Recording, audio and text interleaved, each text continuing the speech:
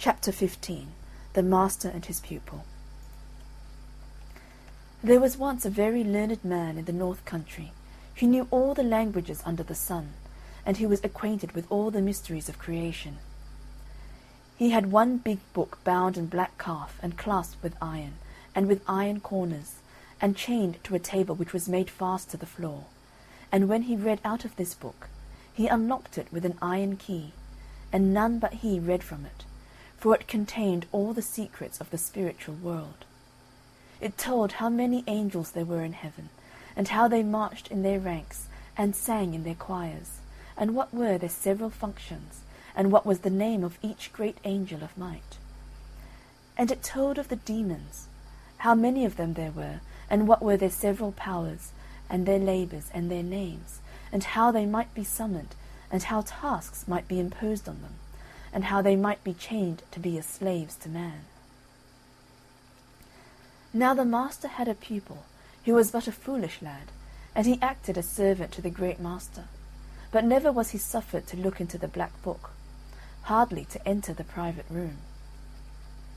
One day the master was out, and then the lad, as curious as could be, hurried to the chamber where his master kept his wondrous apparatus for changing copper into gold, and lead into silver, and where was his mirror, in which he could see all that was passing in the world, and where was the shell which, when held to the ear, whispered all the words that were being spoken by any one that the master desired to know.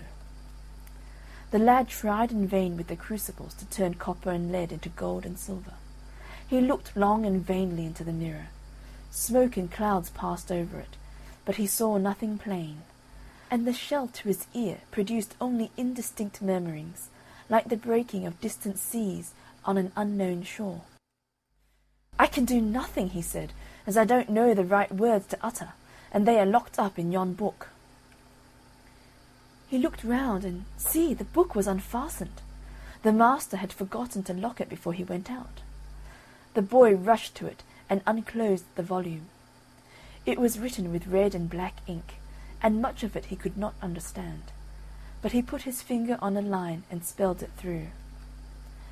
At once the room was darkened, and the house trembled. A clap of thunder rolled through the passage and the old room, and there stood before him a horrible, horrible form, breathing fire, and with eyes like burning lamps. It was the demon Beelzebub, whom he had called up to serve him. "Set me a task," said he, with a voice like the roaring of an iron furnace. The boy only trembled, and his hair stood up. "Set me a task, or I shall strangle thee." But the lad could not speak. Then the evil spirit stepped towards him, and putting forth his hand touched his throat. The fingers burned his flesh. "Set me a task."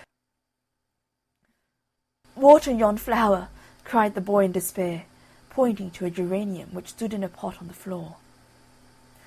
Instantly the spirit left the room, but in another instant he returned with a barrel on his back, and poured its contents over the flower.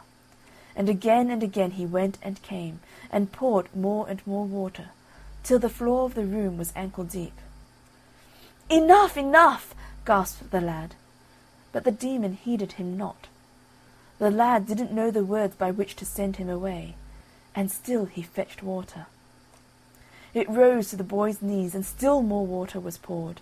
It mounted to his waist, and Beelzebub still kept on bringing barrels full. It rose to his armpits, and he scrambled to the table-top. And now the water in the room stood up to the window, and washed against the glass, and swirled around his feet on the table. It still rose. It reached his breast. In vain he cried. The evil spirit would not be dismissed, and to this day he would have been pouring water, and would have drowned all Yorkshire.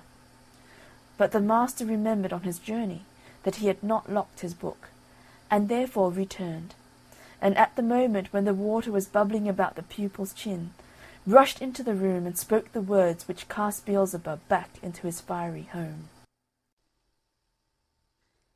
End of chapter 15.